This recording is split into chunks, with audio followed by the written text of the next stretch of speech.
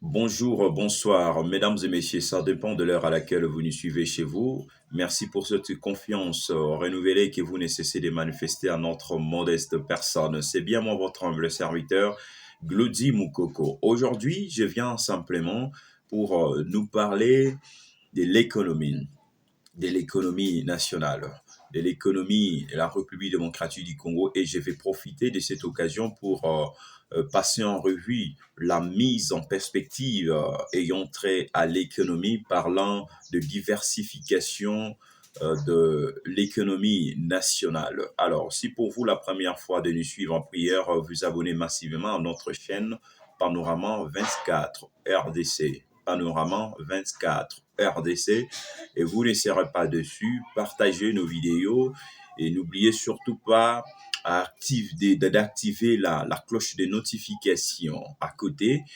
Question de bénéficier de nos prochaines vidéos à chaque fois que nous allons devoir poster, mettre à votre disposition pour que vous puissiez nous suivre en temps réel. Mesdames et messieurs, encore une fois de plus, bonnes conditions d'écoute.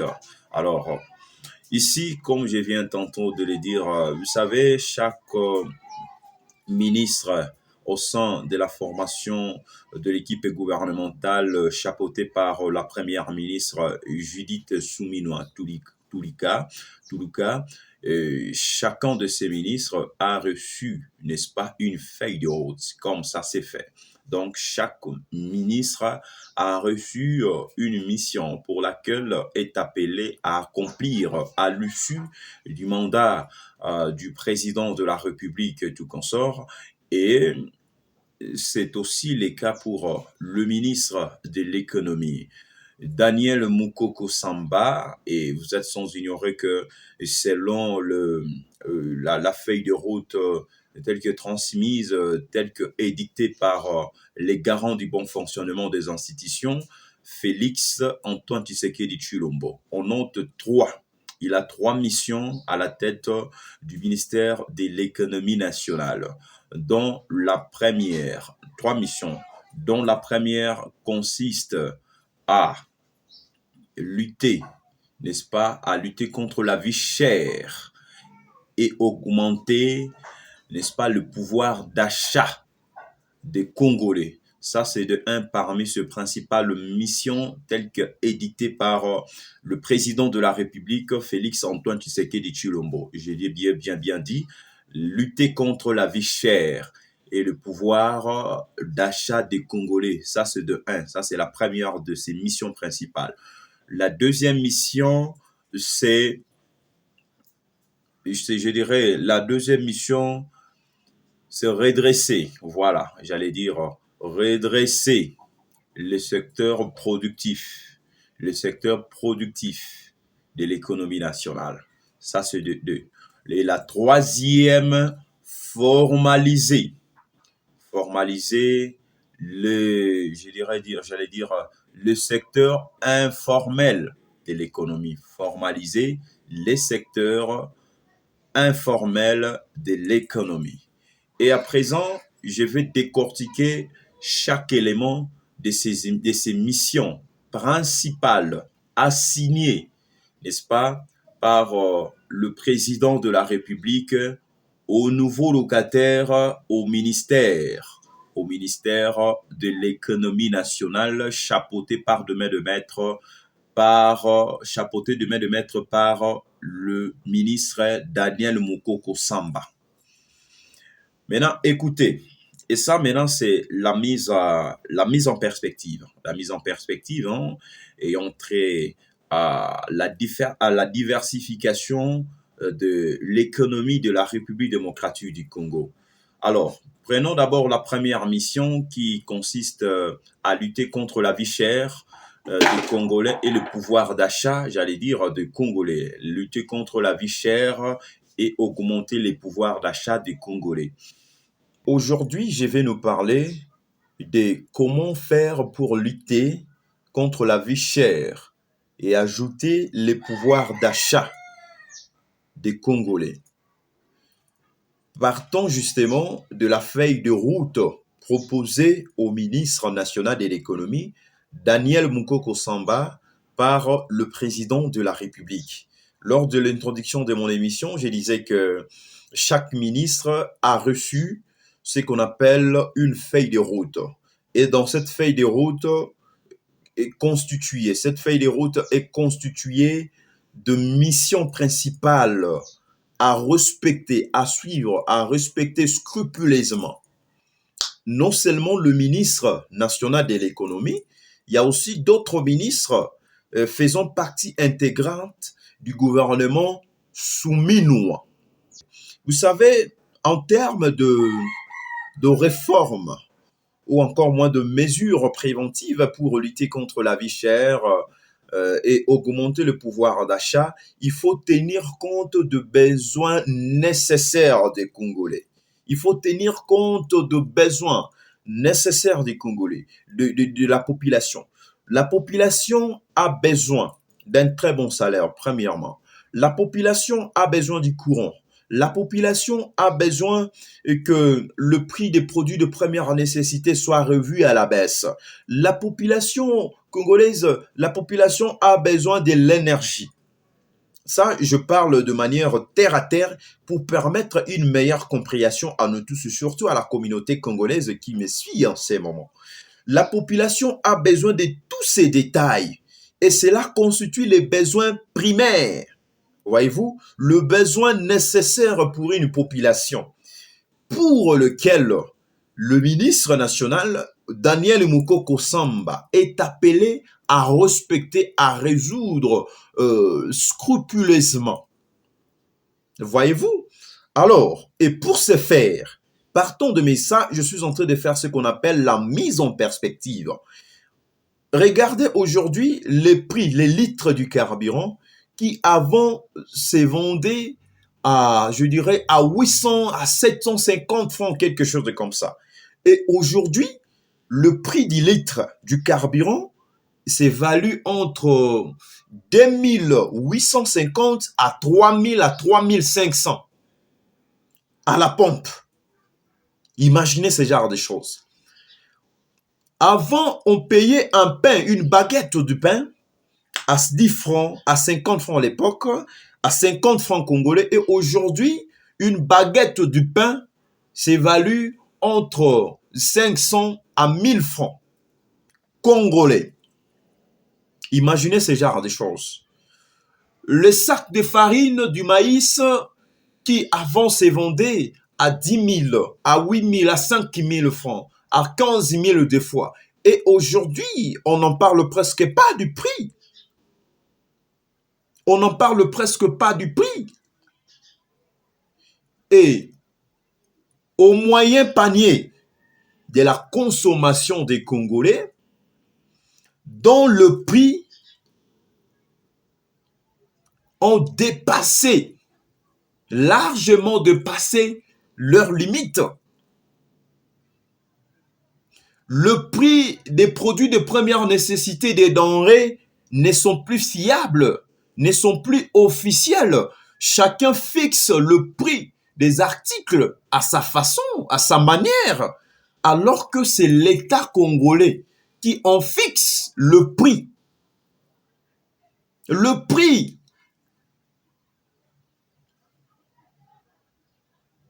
Le prix.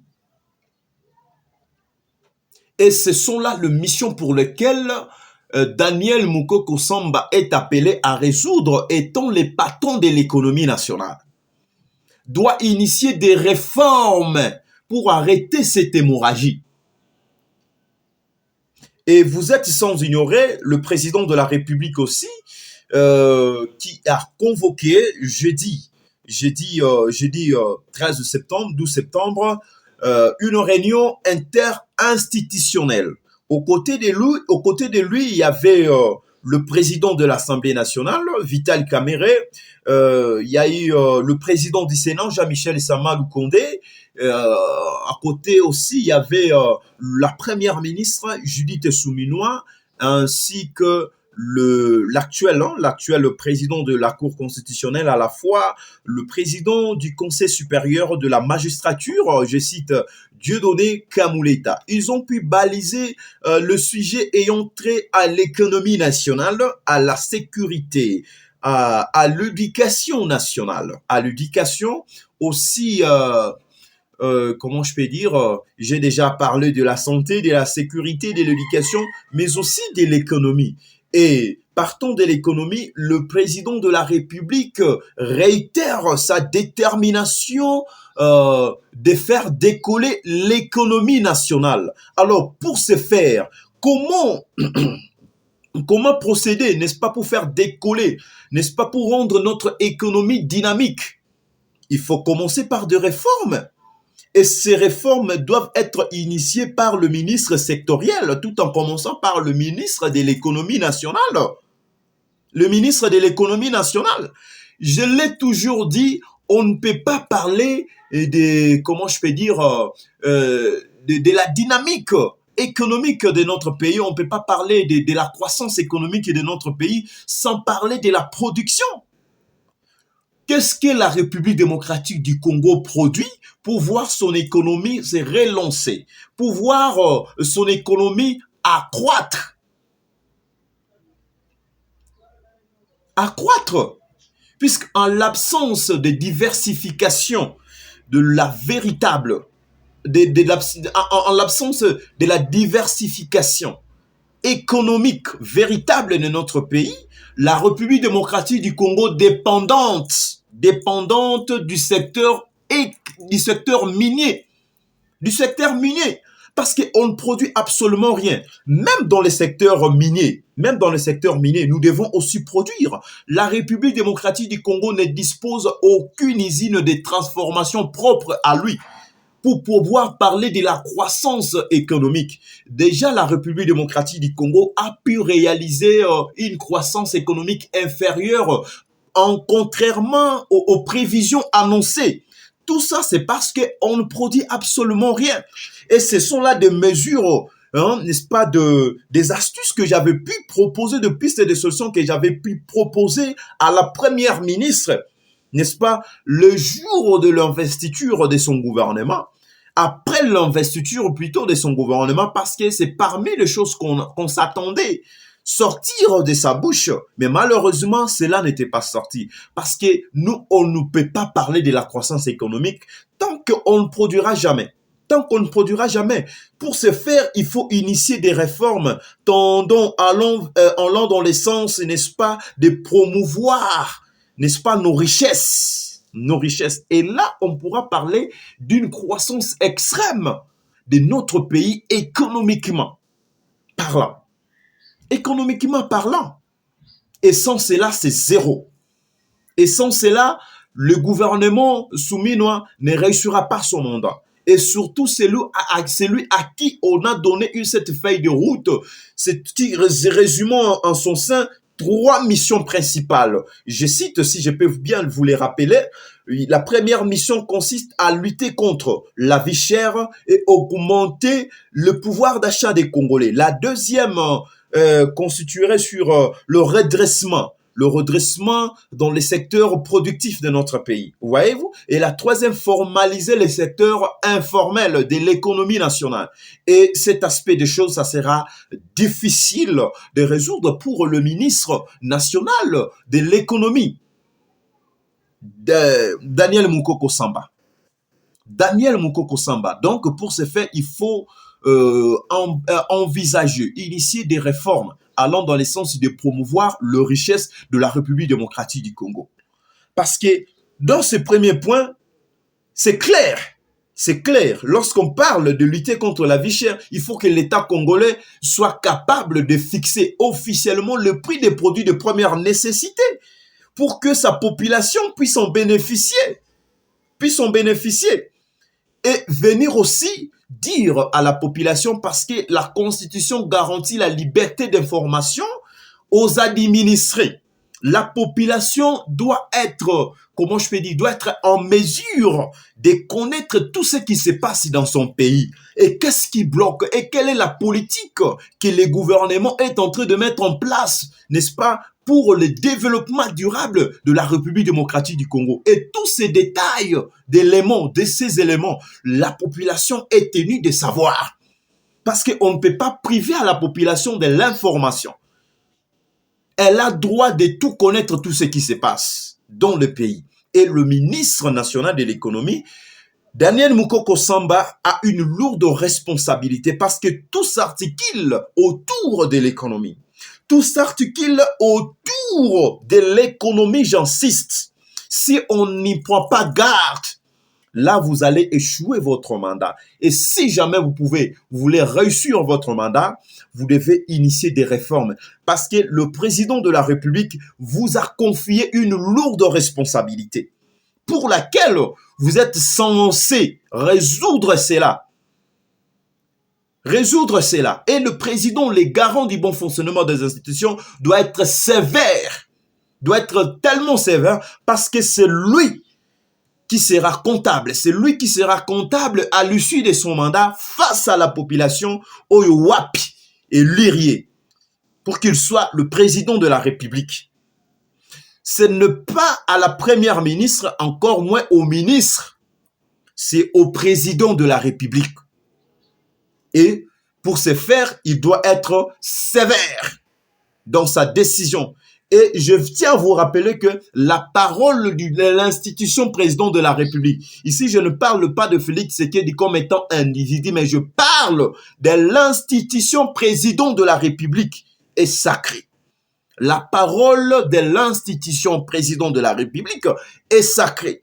Lorsque le président dit quelque chose, on doit la suivre à la lettre, la respecter scrupuleusement. Scrupuleusement. Vous devez aider le président de la République.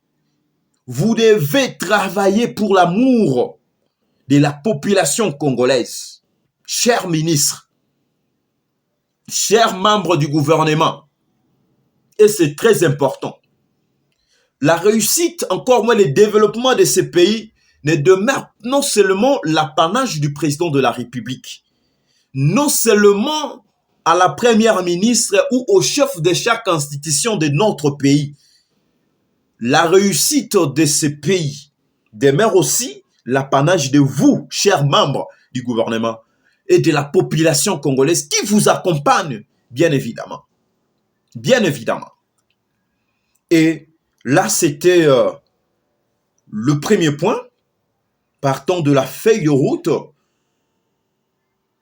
du ministre de l'économie nationale, Daniel Mukoko Samba. Je reviendrai encore pour décortiquer la deuxième mission, n'est-ce pas, dans cette feuille de route.